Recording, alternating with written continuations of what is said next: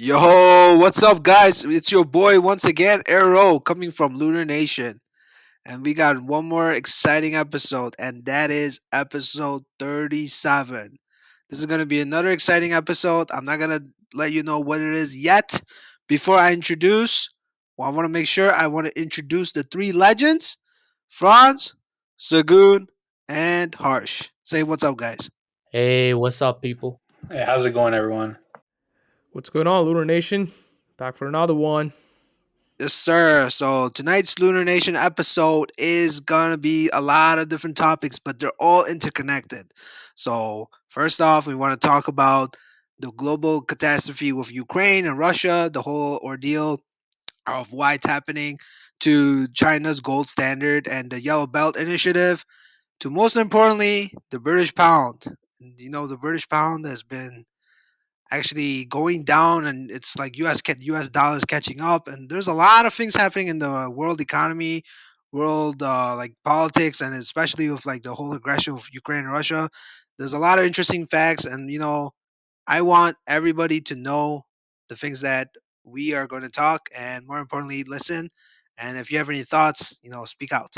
So, Sagun, I want you to start off with, like, what's the whole ordeal with Ukraine and Russia, and why it's happening, and like what's the back end story. Yeah, no worries. Thank you, Arrow, for the wonderful introduction. In regards to Ukraine and Russia, what's happening right now is, as of today, there has still been missiles and aircrafts that have been flying throughout Ukraine, and it's basically like a norm right now where you just have all this chaos that's coming upon people are actually working underground, have like chairs and blankets because of all this catastrophe that's going on. So the life in Ukraine is really really hard right now in terms of the background. It's not like an everyday normal life just due to what has happened with the war and Well, with I think not to interrupt you, Sagun. I think yeah. that as far as for like the eastern hemisphere of like Ukraine, people have gone to a little bit. I wouldn't say normal, but they've gone to a more normalized lifestyle than it was per se like 6 months ago, or what it was like 6 to 8 months ago when the war actually started. Because I know when it really got bad, they were the Ukraine was being surrounded by three different sides from eastern side of Russia, Crimea on the south, and Belarus from the north. So they were sending troops everywhere. They even got people in Kiev, so it pretty much like got almost half the country, and they were being bombed, even all the way to the western hemisphere. But slow and steady, I know that the Ukrainian forces were able to slow and steady take back, push back Russia's forces, and I know a lot of people in the beginning thought that Russia was a major superpower, but um, through this war, this modern warfare, we kind of got a glimpse to see of what kind of power Russia was, and it showed that a lot of their technology and equipment was very outdated. Their soldiers were poorly trained. I know there's been a lot of alleged videos sent out from the Russian side of people surrendering, people not having enough food to eat, not having enough ammunition, not enough training. And it's kind of sad because at the end of the day, it's a lot of these wars are sent. These soldiers are sent over by the government, which are at the AKA headquarters making all these decisions, and all these young guys that are having to fight these wars. And I know some of them don't even know what they're fighting for, their reasoning, and it's sad that they're losing their life. Yeah, Franz, Um, I do see your point about that. The only thing I want to say is their life is still pretty bad. I know it's much better than last No, time. it's bad. Don't get me wrong, but Yeah. I feel like with recently with Ukraine's forces being able to push Russia back out of their territory. I know they're still in the eastern side. I don't know the regions too well. I think one of them is like Don. I'm probably gonna Donbass, butcher it. the Yeah, Donbass. Donbass. Yep. But I know recently they had Russia sent drone kamikaze drones into like major cities into Kiev that attack civilian populations, and an issue with that being not only are it's they're considering a war crime, but also these drones have been linked to Iranian military. They're made in Iran, which Iran is denying that. So there's been a lot of issues because what we're seeing is Putin's kind of losing his stronghold in the Ukraine region. His troops are demoralized. The equipment is not working right. You can see that the Ukrainian forces are working effectively and taking out key supply routes, pushing back soldiers. So it looks like he's kind of going through like desperate. I wouldn't say desperate measures, but it's kind of tragedy that they're sending Yeah, I kamikaze wouldn't. drones I into wouldn't. cities and taking Yeah, I out. wouldn't say it's desperate measures, but I don't know if you guys have heard this, but uh, basically Russia does have control of Europe's largest nuclear facility. I don't want to butcher the name. It's like Zaporizhzhia plant, and that's in Ukraine itself. So they Oh yeah, I had. think that's on the south side. Yeah, I believe so. and basically Ukrainian soldiers were trying to, reestablish that base. I think this was a few days ago, and then Russia soldiers destroyed them. So they still have full dominant control of that, and that's where the nuclear waste and all the nuclear facilities is done. Yeah, So Segun. So it's an interesting point that you bring up the nuclear power plant in Ukraine and the nuclear waste. I wanted to kind of divert off into what everyone is kind of fearful about and questioning is with Russia being a nuclear power and the United States and Russia kind of seeming to lose this kind of war in Ukraine.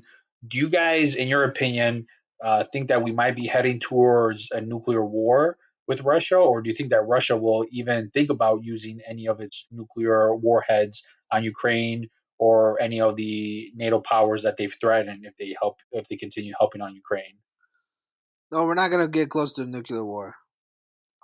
Reason being is, unlike the U.S., Russia has many multiple leaderships until a nuclear bomb is launched. It's not just President Putin that has the decision to shoot.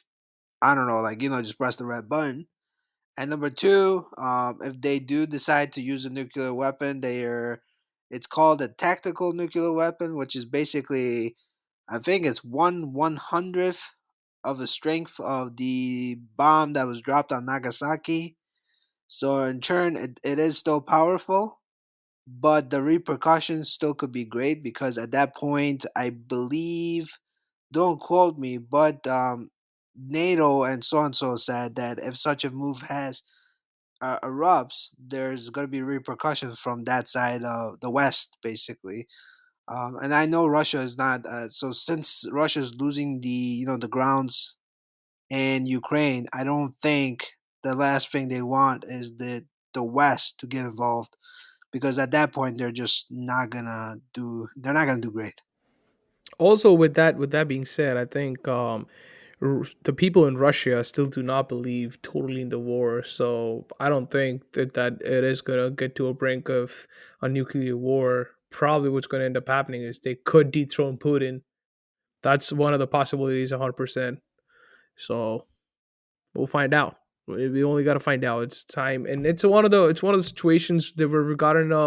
For if you look at the market and the effects of the market, we've gotten into a situation similar to 2008, 2007, the crisis, and the only way it's going to recover back, it's going to take about 3 to 4 years, and on top of that, we just had COVID effects, kind of fading away, like in 2022, and this happens. So it just aggravated the effects. It did not do any good to us, and Russia knows this. People in Russia know this because even they have supply chain issues. Even they have scarcity of food going on right now. And because of them, Ukraine and Russia, which I think they were the largest supplier of sunflower oil and one more of the things in the world, which hasn't gotten short, and it's just kind of crippling the whole food chain, the whole supply chain around the world. So Yeah, very very good point. Yeah, I mean, even I personally, I don't think that um, as far as regime change, I don't think that's going to happen. I think Putin has a very tight control on the nation, but I highly doubt that they're going to use any sort of nuclear weapon unless their actual homeland is attacked. But yeah, in regards to the economic effects that the world has been experiencing, especially with COVID, and now that the war in Ukraine happened, and the global effects of not only oil and food prices, but we're seeing high inflation rates. And that's again, like you said, harsh, the globalization, and the butterfly effect.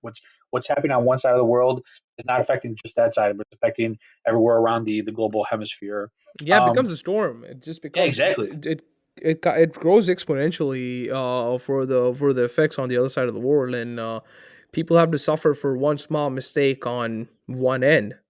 It Right. just It's like it a That's just domino grows true. effect, and it exponentially. seems like the war in Yeah, Ukraine is like the first domino it to sure what could is. be occurring in the near future. That It that sure is. It is the first domino. I think it is. And also there's this one fact that especially after COVID, like post COVID, and even before COVID, this our global economy was going through a major restructuring.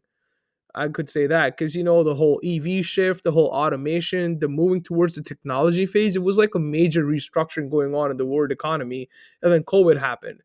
We were just recovering from the effects for 4 months. Literally, the whole world was shut down. We didn't do anything. Post 4 months, we started back up. We were kind of getting the pace up again, and we still had to compensate for the whole supply chain gap that we faced because of COVID, the whole operations that shut down because of COVID. Everything had to be doubled down now, and we still haven't caught up to that. We still haven't caught up to the standards before COVID. So now that this happens, it's adding up to all the effects that have been going on, and I 100% agree. That's the first domino. that's true, Harsh. It's domino, and I want to relate that to history. Like if you look at World War I, when they assassinated Arch Ferdinand, I'm not sure if I'm pronouncing his name right. Art Ferdinand, yeah. Yeah, so when they assassinated him, it was just a Serbian guy who was a nationalistic, and I believe the Austrian prince was in Serbia, and that's like that created the domino effect. I do want to relate it back to the world economies right now. I just a sidetrack, side topic. I just read that Germany is gonna go through a recession in 2023 because of the energy crisis, especially on the reliance with Russia. And also, to add to the point of Russia in this war, they're not doing really well. So they're doing is they're buying their artillery shells from North Korea to replenish their stockpile. So because there's a lot of effects going on, but that's what's happening on the east slash west.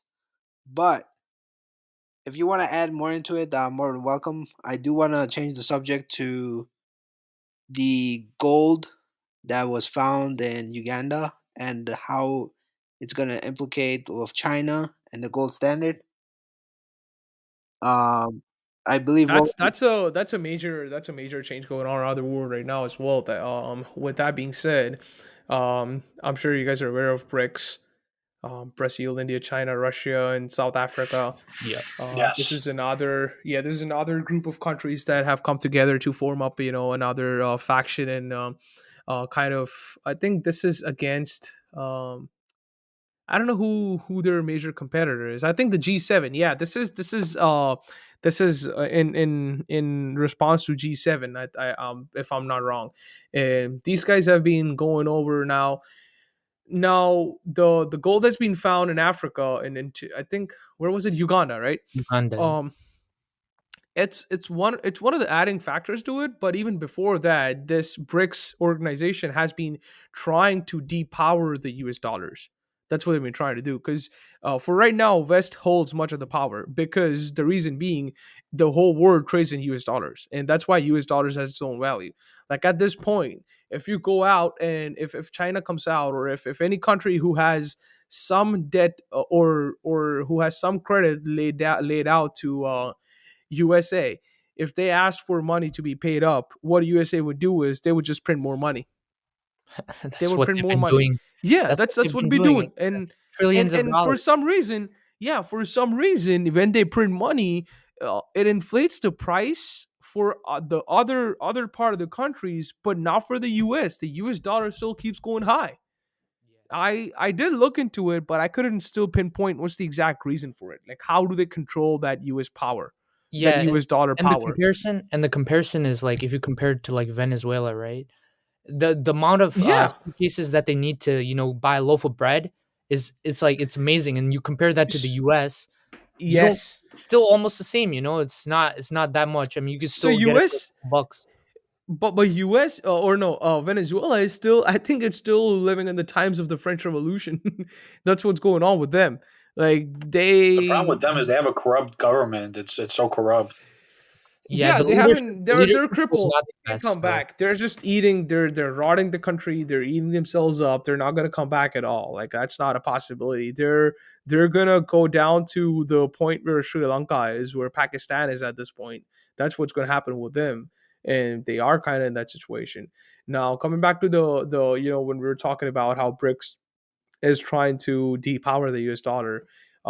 They are trying to come up with a system where they would want to go back to the gold standard. And even right now, when this whole sanction thing was going on with US putting on sanctions on Russia, saying you can't buy anything from Russia. And the fun fact is, even though they put sanctions on Russia, they themselves were buying gas and oil from Russia. I don't know if you guys are aware of that. They themselves were doing that. Oh no. And yeah, of course. yeah, yeah, and they were asking the whole world not to do that, and Biden was doing it. So I mean, not Biden, but the system in the U.S. was still doing it. They were still buying their shit from Russia, and when India was trying to buy that shit from Russia in rubles, I don't know uh, if they ever succeeded in buying it in rubles. That's the currency, right? Rubles in Russia. Yeah, Um, rubles. Yep. yeah. So I don't know if they succeed, if that deal got successful of buying their oil and gas from Russia and rubles, but that's what US is afraid of right now, and that's what US is trying to get away from, is not having people use the US dollar for doing trade outside US, because that's the only thing that's holding the USA's economy right now, because the debt has climbed up to what, 28-30 trillion dollars right now. I mean, I don't even know how US is going to come out of that debt. It's They're way not. past. It's just over Yeah, time. You're still gonna print more money. I mean, they're just how exactly. They just how keep are you printing gonna more get out money, of it? and them printing more money inflates the price, and the common man who's sitting inside and making an honest living, like us people, we get the effects out of it. We Yeah, get those ripple middle effects class. down to us, and we suffer for the consequences.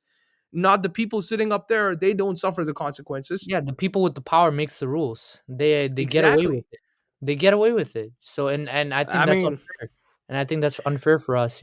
So well, and like we just talked about this thing that we found gold in Uganda, and just to state the fact that gold is almost equal. It's that gold is valued up to $12.8 trillion, which is equivalent to what gold is existing right now on Earth's surface already. That's being mined out. So we basically doubled the amount of gold. We just have to mine it out, and also the fact that all those mining companies and all those contracts are still owned by China to mine that gold out. So I don't know how that's going to work out. That's just going to Yeah, play it better for the China.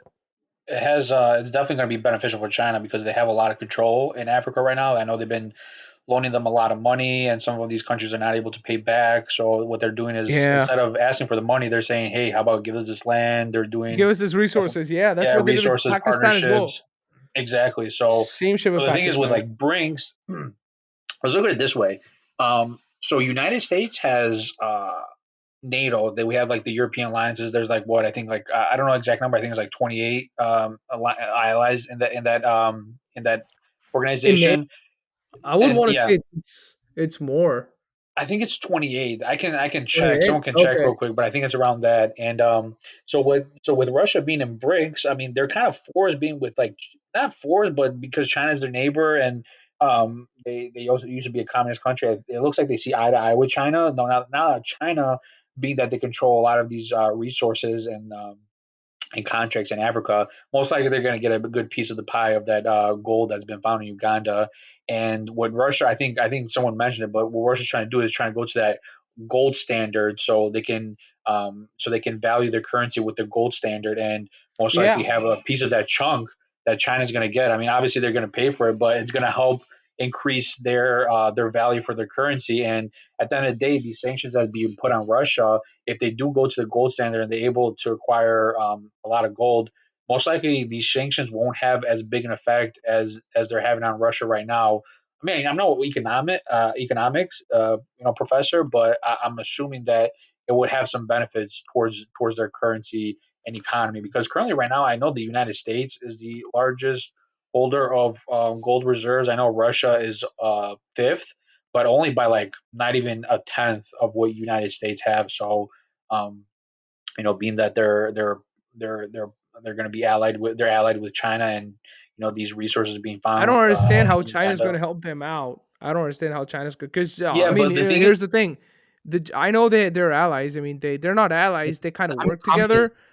Yeah, I mean, they kind of work together. They're not allies still. They're not but what it would be helping would each be in other their out hand best in hand. interest. It would be in their best interest because um, China obviously wants to. They're a superpower of its own, but they still want to outgrow the United States. So I think it would be in their best interest to partner up with someone that also is against the United States and would have an edge towards them, especially in that side of the world. That's That's when what I you think. that's when you're gonna see the true backstabbers.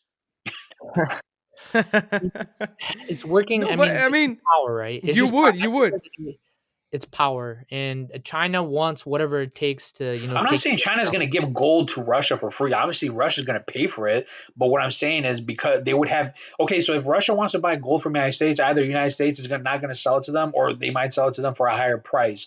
But if Russia wants to buy from China, I'm sure they wouldn't have any issues buying it from them because they have a better relationship. So Yeah, Russia's that's most likely true. trying to They're trying gonna. to and then that Russia's trying to probably back it up by the gold standard. That's what I'm thinking. They have a Yeah, better access to China that way. Not saying that China's going to give it to them for free, but they have a better I mean, yeah, relationship. China's just gonna restrict their buyers and keep them to the people they like and who are gonna listen to them. Yeah, So yeah, that exactly. makes sense. That makes sense that they're gonna hold the power cards. That's for sure. They're gonna hold the power Exactly. cards. But here's another thing. With that being said, with the gold being found and BRICS trying to go back to the gold standard and that's which I think is a good way to go because if we go back to the gold standard, all this projected inflation that United States dollar has brought in the market is gonna go down. Like it's gonna go back to the originals. So the currency rates are gonna make much more sense. I mean, I remember the days when the United States dollar was only like $50. Look at it right now; it's at 83. Or and I'm talking about United States to what INR conversion. conversions. INR, Oh, Indian INR, rupees conversion. Yeah. Indian rupees. Yeah, So it's gotten so far, and it's and I mean I'm just comparing to a country that's still developing at a fairly higher pace. So that's why they're able to catch up, and they're only able to get from 50 to 83. But imagine the countries that are underdeveloped. third world I countries. mean, I don't know. Like look at Venezuela. Yeah, we can't even really even compare a country that uses That's what I'm suitcases saying. to buy loaves And of look bread. at the euro. I think euro is down almost to like $1, €1 kind of thing right now. Almost, yeah, Yeah, it's actually it's like 92. €1 equals 98. It's like off by like Yeah, two pennies. Yeah, so it was before what, €2? It was higher than I that. think no, yeah, it was higher the before. higher it used to be. I think there was like €1. I think a dollar 57 cents was €1. So like a dollar 57. Now it's Yeah. almost equivalent to a dollar. The pound used to be just I think as highest, which was I think just over almost 10 years ago, was at like $2.02 would get you 1 pound. So it was pretty much Wow. just a little bit over double. That was 10 years ago. So slow and steady. That's been going down and almost. Exactly. I think now it's like $1.16, so 1.16. So it's pretty much And it's pretty close all to It's equal. surprising to see it's all how much because yeah, fallen. it's all and see I don't understand this fact. US has been printing money.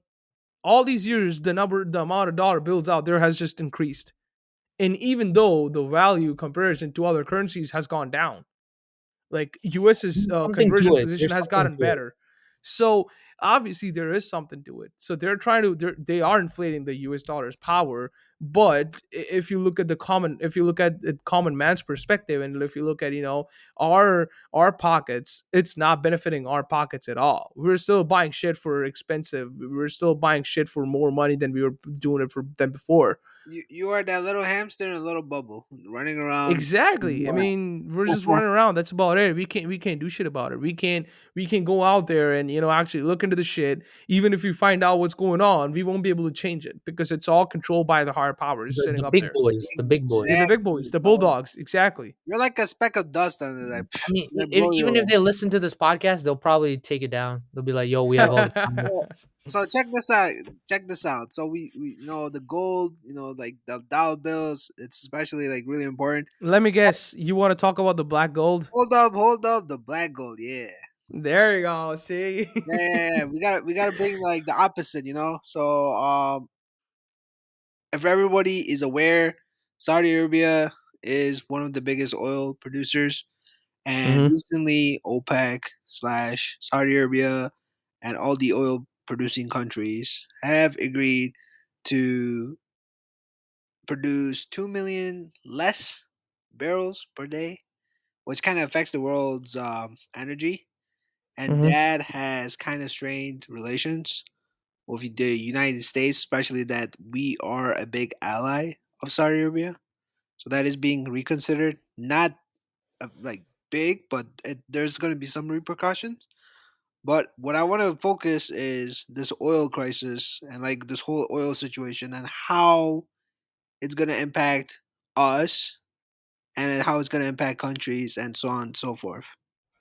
You know what's going on with the oil situation is, I think a year ago or something, this documentary came out which said Saudi Arabia claims that they have enough oil to supply for the next 70 years with that same production rate. No, And now they're reducing the production rate. Guess what? They might not have that much amount of oil. They might yeah. only have 20 years worth of oil left. And you know what? To this day, there does not exist in a technology that's accurate enough to find an oil reserve to this day. So what Even you're saying is they're reporting the data from their side perspective, and they're basically yeah, they're, boosting the they're number. just yeah, I mean, they're just again kind of trying to inflate their power. That's what they're doing. I mean, obviously they hold power with all that oil with what they have, but they're trying to inflate their power by saying that we have 70 years worth of oil. Yeah, I mean, So I'll tell I you, mean, it's if working. you It's It, working. it is, it is. But if you have 70 years worth of oil and people need that oil right now, why not bump up the production and raise rates? If you could supply that oil in a shorter time, you can just eat up, mooch up on all the profits and raise the demand or raise the rates. And it's speculated. It is speculated by people. And I think it's the scientist in Netherlands probably said this, that they only have 20 years worth of oil left. That's about it. So, Oh, so check this out. United States, we actually have more oil than Saudi Arabia, but the only reason it's harder for us to extract it is because of fracking. Yes, But because of fracking. but I mean, yeah, I guess the situation with Saudi Arabia is kind of like a little diluted, especially with their. Wasn't all not to interrupt you, I'll let you continue, but also don't we? I heard we also don't have the full refining capability to make as much oil that we need, I or mean, that Exactly. natural. So what happens is there's different grades of oil. Like you can find oil in every part Right, of the world. right. Like there's But different there's only, variations of it. yes, but there's only certain amount of oil that could be refined to get the products that we need to use, like petrol and diesel. There's only specific amount of oils that we would get from Saudi Arabia or the Gulf countries that could be refined to the level of energy outputs that we need right now to this day. The other ones could be probably used as low grade oil, and used for different other products that are made out of crude oil, like paraffin wax, and you want to say some lubrication oils. Even for those, we can only make like the downgrade, like the lower grade lubrication oils and shit. We can't even make like the better ones. this So is we do need. one thing I What's wanted that? to add is regarding to Saudi Arabia. One of the videos that I saw, it was like in 1989, they had 90 billion barrels increase, Like how is that even possible? From 170 billion to 260 billion. That's how you know they're already lying in the first place. Like to I saw basically that. It was in the documentary that I saw. I remember yeah. that. It was in the documentary that I saw. It's just like what do they really want us to believe that crap, you know? Like to try They to increased the estimate just sitting there. They said we have 90 billion more barrels, not what they just said before. estimating just Exactly. out of the blue, you know? That's something that Yeah. it's in their reputation itself in order Yeah. to get more exports, and they're actually twice compared to all the other countries in export for oil.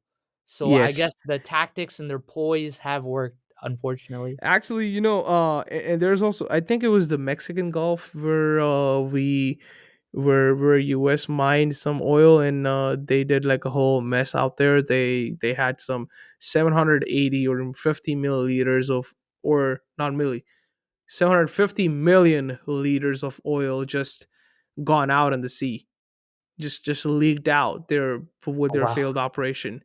And then they kind of they flew over that oil in the sea.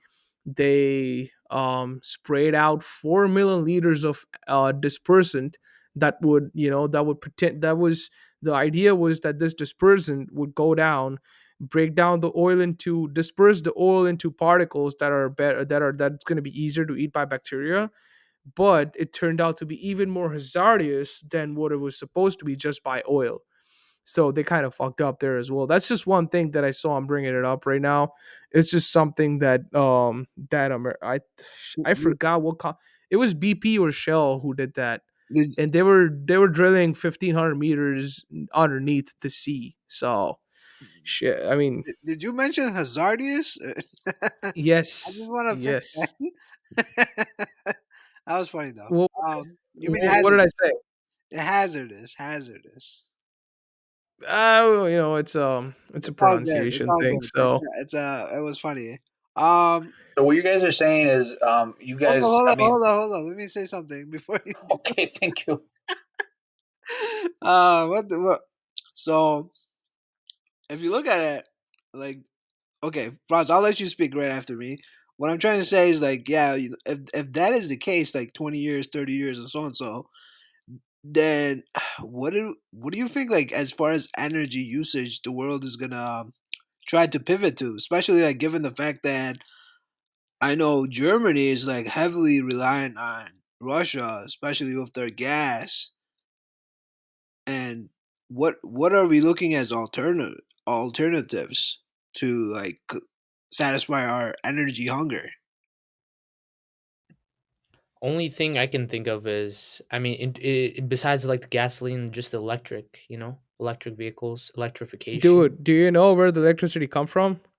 That is where I'm. I mean, you could use I that mean, for you understand that electricity comes from mostly oil, and we yeah, do have some nuclear plants, but they only yeah. account That's I for. was I was thinking around the nuclear side, but I guess that could be hazardous as well because of the waste that it produces. So No, well, that's the thing. I saw one thing about that as well. The nuclear waste is actually, like I think a millionth time or something lesser than what it is, and you can just control that nuclear waste in like a maybe like a football. Yeah, the total nuclear waste that we have produced since the yeah. inception of nuclear power plants to this day can just be fitted into a side of the football field and put it away. That's about it.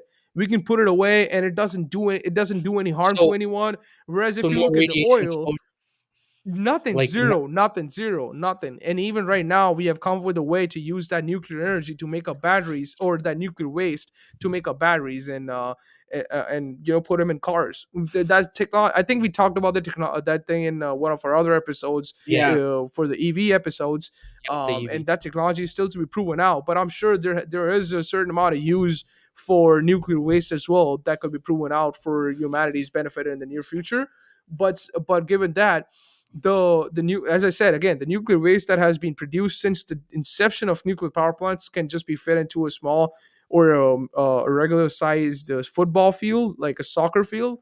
um and just put it away, and it's gonna do nothing. Whereas if you look at coal and oil energy wastes, you got tons and tons and metric tons of smoke going out in the environment that just Oh, destroys our atmosphere. I It think literally destroys, eats it up. I think Well, we also get energy from natural gas too. It's not just yeah. oil. We also get like natural gas There's a lot Uh of different versions of like how we. because United States electrical grid is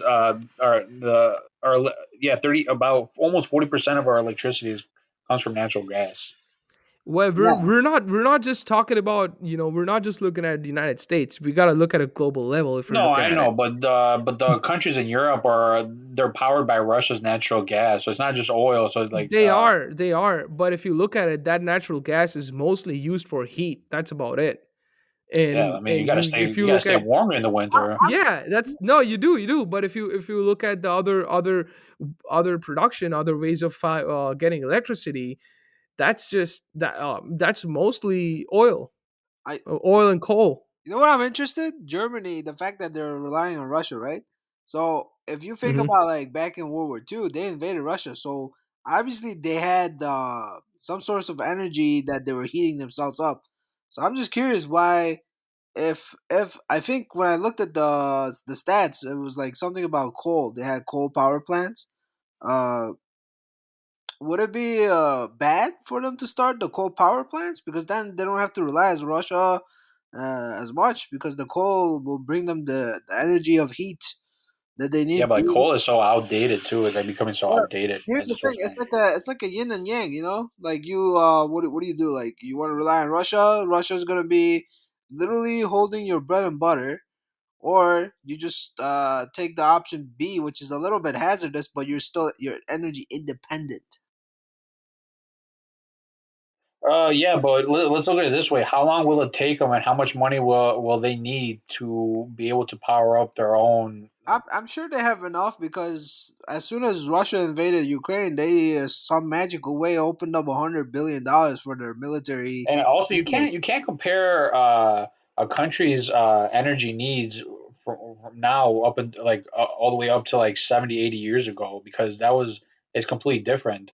I mean, I mean, no, there's kind of like United States has like been doubling like every decade with energy consumption. Like you what it know, was like 70 years ago, it's not going to be the same now. okay, a while back, with the Nikola Tesla episode where we talked about the energy of free flow of gravitational energy. If someone Okay. actually makes such a device and is applicable, that will change the game. That's all I gotta say. Arrow, Oh, okay. Thank you. hopefully you make it, Well, and Well, I one you thing I you did want to mention, because I know you mean, guys are saying that there's speculations of Saudi Arabia not having their oil. What was it? Their speculation of how much oil they have and yeah. reserves might be a lie or it might be false.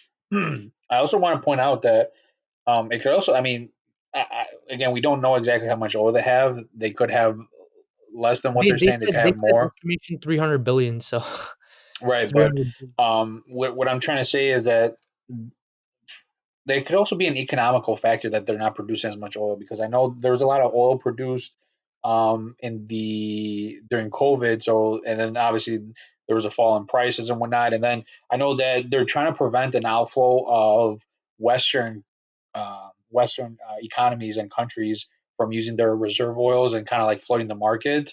I was trying to do a little bit more reading about that. But also one thing that I want to mention is between Saudi Arabia and the United States, if you guys remember, in 2018, there was an assassination of a Saudi journalist in Turkey, Istanbul, Turkey. His name was Khashoggi, and he was assassinated by the allegedly assassinated by the Saudi Arabian government. He went into their embassy and never came out alive. But basically, when Biden took office, it looks like he was put pressure. There was put pressure on him to blame their leader, Mohammed bin Salah, also known as MBS. And when Biden did take office, he did call him out on it. I'm not sure exactly what he said, but he did call him out on it and the Saudi government. And so, what it's kind of creating now is now that there is a need for energy, it seems like what people are saying or what's speculated is that the Saudi government is playing petty because of what the remarks of the Biden administration made, and that they're not trying to help the United States as much right now with the oil production. And they're saying that their relationship is as quite at all time low right now because of what they're projecting. And there's been a lot of been back and forth, and some saying that the Saudi officials are not even answering um, any letters or phone calls towards the U.S. administration. Wel- I'm wel- not sure. welcome to the So Hunger Games, guys. so oh, Yeah. so I was looking at the chart of what are the sources, like how much the consumption is, and how what are the sources that we use for energy consumption. So for right now, oil is our highest. That's at 51,200 terawatt hours. That's like terawatt hours. That's what we use oil for. That's how much energy we use oil for. And if you look at on the other hand, coal is another highest one. That's about 44,500, and natural gas is just about 40,300. I'm surprised why nuclear energy is so low, but it only stands at 7,000. That's about it. What about So what about 7,000 solar? terawatt hours. What about solar? Is that Solar even? is like 2,700, dude. It's like Oh, puny. It's not. yeah, It's that's not kind of rough. yeah, it's just way too low. And I mean, I think wind energy is much more than solar. Wind energy is standing about 4,900, so it's much more than solar, anyways. Wow. I don't know why we're Also, the not. thing I I don't is, know don't know why why, we're. but still, I the thought thing solar is, would have Yeah. been way nuclear higher. nuclear power. It's a massive investment, and they take a Hmm. long time to build. I think it's like anywhere from 8 to 10 years for just one infrastructure to be built, and that's not They do including take a lot of time. I agree. yeah, and They that's do not take a including lot of time. delays, budget overruns, and a bunch of other things that could be common. And I think they're like I said, I think they're anywhere from like $10 to $15 billion right now, if not But a but little bit more. here's but here's the thing, they do end up giving us the full return of the money that we invest in. And also the thing is that because of the bureaucracy, because of the people who control the power and who want to Oh sell yeah, oil there's a around the lot of world, there's for sure they there's try, yeah, lobbyists. There's I mean they there's try to keep people off of the nuclear energy because they know this is a one-stop solution to oil. That's why they do not want to do that. That's why it's all at the end. It all comes down. It all boils down to the money and power. What the thing that's selling is the thing that should be the current trend. That's what they want. If they can sell oil, that's why they want to keep people on oil, because nuclear energy is just going to solve all our needs. I understand the fact that it has nuclear waste, but as I said again, I mean, if you combine the total, I'll repeat it again. If you combine the total amount of nuclear waste that we've had so far since the inception of nuclear energy, it's just been the size of a football field. I mean, What how about tiny is that? You could just lock it what, lock it away in one corner of the world, and you wouldn't even have to worry about it. what, No radiation, no nothing, what no about spills. geothermal energy? Have you guys heard about that? Geo, yeah, I know the geothermal, but geothermal energy is way so low. And it's way low and it if you depends on the talk area. Yes, but if you talk about all the other renewable sources, which excludes solar, wind, and hydropower, these are like three of the major renewable. If you talk about all the other renewable sources, that only accounts up to like 2,400 terawatt hours. So geothermal is part of that, which is like way too low. And geothermal is also hard to find. It's not easy to extract as well. All right. You have to find like a kind of a natural hot Bed geothermal spring. Well, ecosystem. I tell, Yeah, I tell you spring, what. I water tell you spring. what. We need a lot of geologists. We need excavation. We need research. We, But again, all that research, all that geologist, everything needs power. All that power is It coming comes from down oil. to where the money is being Until allocated, Yeah, where the yeah, budget is going. exactly. where the dollar bills at? Where the dollar bills at? Okay. Yeah, I mean, look at right Dude, the now dollar bills are being inflated. with the war on Being Russia, inflated. the military industrial complex is making so much money because they're supplying weapons to Ukraine. They're making billions of dollars right now. Guys, let's just go open a military company so we can make part of the dollar bills too.